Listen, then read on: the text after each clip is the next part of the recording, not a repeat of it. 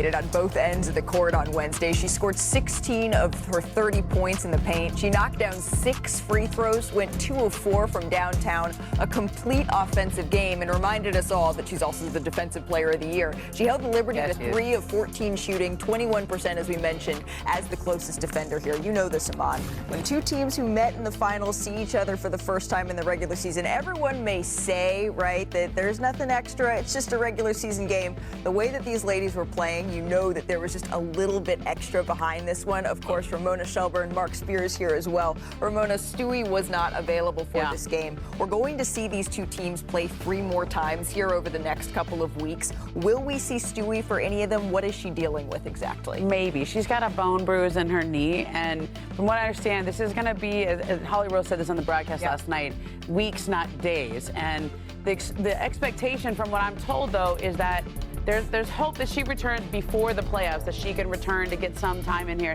Now, this is when people think she suffered this injury. It was against the LA Sparks the other night. But from what I understand, it might just be overall load that she's been carrying. I mean, obviously, she plays a lot of basketball. She had injuries to those legs before and that knee before. And so this is just a be it safe situation, like let's get you healthy to the playoffs and in your best possible shape. We maybe can learn a little bit from the way they handled Jonquel Jones. Correct. Right? She was out for a couple of weeks. She was really intentional and slow in bringing her back so that she could be at near full strength. Still working her way back conditioning-wise a little bit, but maybe that's a little bit of a blueprint for what we could see for a Liberty team that's already stacked, by the way. Emma Miesemann is on the way for them as well. I cannot wait to see these teams play a couple more times in the next few days. So that was a celebration last night, finally getting to see that. It was kind of deep into the regular season. We saw that first matchup, right? But we love to celebrate on NBA Today. Holidays, birthdays, anniversaries. So let's take a look back at the anniversary of one of the biggest off-season moves in NBA history. Extra, extra, read all about it. The big ticket is in town. Kevin Garnett is a Boston Celtic, the largest trade for any one player in NBA history. This is probably my best opportunity to win the ring, so here we are, number 5. The game's original monarchy has regained the throne. Anything's possible. Anything's possible! You know, saying possible. I got you in the back there, Mark. Yeah. We saw you with the glasses. Happy trade-anniversary to Kevin Garnett. It was 18 years ago today that KG was acquired by the Boston Celtics, joining Ray Allen and Paul Pierce to be the core of that 2008 NBA championship. A big acquisition can make all the difference, and we've seen some big moves this year, right? So let's just remind our friends of a few of them. The Nuggets, they traded away Michael Porter Jr. and a 2032 first-rounder to the Nets for Cam Johnson, who had career bests in points per game and field goal percentage last season. And then the Lakers, they got their center, DeAndre Ayton. He's on a 2-year deal. Ayton held opponents to 54% shooting at the rim last season. It ranked 11th out of the 221 qualified players there. And then elsewhere in LA, after trading Norm Powell, the Clippers, they signed Bradley Beal here to a 2-year deal. That's despite a significant drop in usage after leaving the Wizards. Beal still shot 41% from 3 in his 2 seasons with the Suns. Also leaving the Suns, of course, you know his name, Kevin Durant. He was traded to the Rockets for Jalen Green, Dylan Brooks, and some picks here. KD, he turns 37 in September, but he scored 25 points a game while shooting 50% from the field and 40% from 3 in 3 straight seasons. The first player to do that in quite some time. So, Perk, I should have introduced you as a core of that championship team in 2008 as well, but all of those moves have gone down this summer. I'm introducing that to you now. But which one do you think brings your squad the closest to winning a championship? Oh, by far it's the Houston Rockets. They're the only team, in my opinion, that's now looking eye to eye with the champs in far as the Oklahoma City Thunder. They had the pieces. They finished number 2 in the Western Conference last year.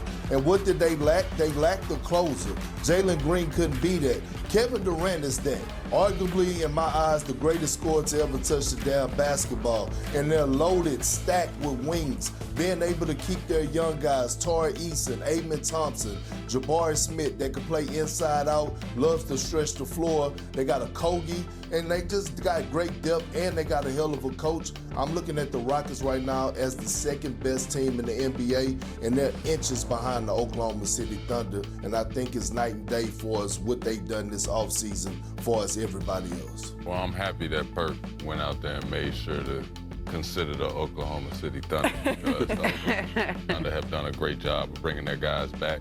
I know they're excited. They have an exciting group, but I'm looking to see the confidence that comes over them having a chip now.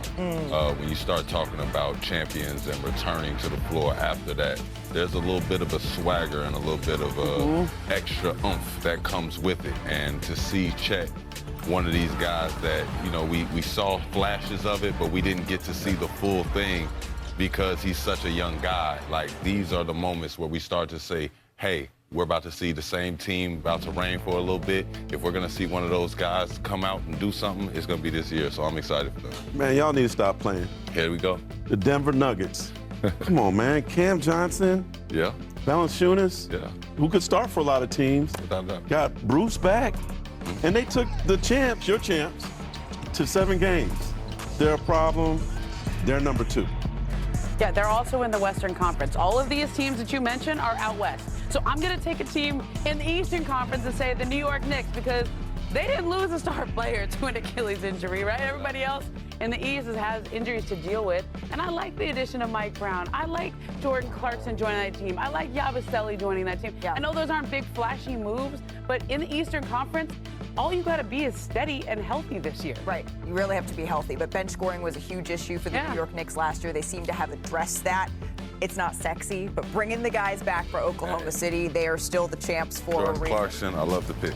We have a jam-packed show this final day of July. Caitlin Clark, does she not get the same whistle as every other W player? Well, her teammate Sophie Cunningham has some thoughts on this one. Hear from her. And Shump, what about age? Is it okay to start calling someone Unk? Do they call you Unk? Because Chris Paul made it clear what his nickname for Kawhi and James Harden is. Wait until you hear that. Plus, what direction are the Pelicans going in? And can Zion be that franchise player that we've all expected to be? We answer that and so much more here on NBA Mikes because, you know, another day, another player podcast. This time we got a new one. It's courtesy of Fever guard Sophie Cunningham, who on the debut episode of Show Me Something, she showed that she stands up for Caitlin Clark, both on and off of the floor. Take a listen. You have seen players in our league try to, like, toughen up Caitlin. We call her Cece. Cece. For even when I wasn't on her team, like I know the talks that Phoenix had in the locker room of like, no, we're gonna prove her, we're gonna show her what the W really is. You know what I mean? And like I get it to a certain extent, and like every rookie coming into the league, that's how you're gonna treat them. But there's just more for her. So it's her second year, and like now being on her team and like seeing it, I'm like, what are people doing? Like actually, it's just too much. I think Caitlin's had a little bit of a target on her back probably since she came into the league. She pushes back though, Ramona. Yeah, some of that is just hazing. Some of that is exactly what Sophie said. But I also think that she's defined herself as the enforcer now. And I think the fact that her teammates have her back and they're going to stand up for her is what they've been waiting for. The question is, will the refs? See, I was sitting like 3 rows back from where this happened right here. And then I was sitting right next to the mascot when it got taken out the Sparks game. So I'm thinking at some point it might be me. Next up, a fine example that if you get on a mic, we will find you this summer, my friends. We mean that with love. Like Atlanta's newest big man, Kristaps Porzingis. This is in Latvian, so this has been translated from the Latvian outlet Sporta Studija. He said, I think expectations are high. It's a great situation for me to come in and contribute, maybe even better than Boston, where it was championship or bust. Iman, can KP make as big of a difference for the Hawks as he did for the Celtics with less pressure? I think right now KP needs to make sure that he's healthy. I think that's all we expect from him. I do not expect KP to come in somewhere and to change a franchise or to bring something that we haven't seen. I think that he is great at keeping the train on the tracks and doing things when he's healthy, but that's what he needs to make sure that he is available and healthy. I think both of us think that Atlanta could be very interesting in an open Eastern Conference this year. Drew Holiday, another Celtic that got shipped out of Boston here. Here was a 2-time champ on what his expectation is with Portland. Honestly, it's to win. I feel like that's always been the ultimate goal ever since you started playing basketball, is to win. And whatever that may look like, obviously taking small wins is great, but winning is what we do, is what we play this game for. So if it's getting to the playoffs, if it's winning a championship, I feel like winning is the purpose and the reason why I'm here. Love kiddos at pressers here. Mark, what direction do you think the Blazers are going? They're trying to get in the play-in. They feel like they could do that this season because they have a really nice mix of vets and young guys now. And two guys you're going to have to watch the most this season that they want to take a jump is Scoot Henderson and Shaden. And Scoot in particular, you got Chauncey there, you got Dame there, and you got Drew there. They're expecting them to take it to a new level, and Drew's actually excited to be in Portland. There's a lot of mentorship there for Scoot as well. Speaking of guards, let's check in on another one who was dealt this summer, the newest and the oldest, the seasoned Clipper, Chris Paul. He was seen getting shots up in Las Vegas, fresh off of giving a new age-focused nickname for his new squad in LA. Did y'all hear this? He said they've been calling us the unction. Where the function? Where the function? Put it in the highlight reel. James Harden has gone berserk. Is this a uncle function? It's like a function that the uncles, you expect to see the uncles at. The uncles are pulling up to the function. Rosters aren't finalized. However, the Clippers' projected 11-man rotation will have an average age of 33.4 years on opening night. It's worth mentioning, you're wondering where that stacks up, the oldest team in NBA history weighted by playing time was the 2000-2001 Utah Jazz. That was at 32.6 years old. So those Jazz, they did win 53 games, but you remember they ran out of steam in the first round of the playoffs. Perk, with age comes experience, it comes wisdom. Aging like fine wine is a saying for a reason, but ultimately, is this going to help the Clippers to have this seasoning, let's call it, or hurt them this season when they're trying to compete in a crowded West? 6 years ago, I probably would be all in on the Clippers back when they had the term vets matter.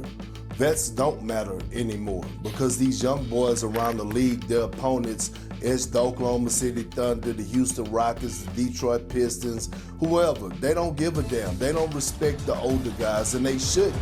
They're going to go at them. And again, my issue with the Clippers is not only just their health, but their age when it comes postseason time. And can a James Harden, can a Bradley Beal, can a Kawhi Leonard slide those puppies on the perimeter and get stops in an elite conference where you have so many dynamic players? Anthony Edwards, Ja Morant, Zion, SGA, the list goes on. So it's going to hurt them, in my opinion, when it comes down, when it matters the most. So I'm not in on the Clippers.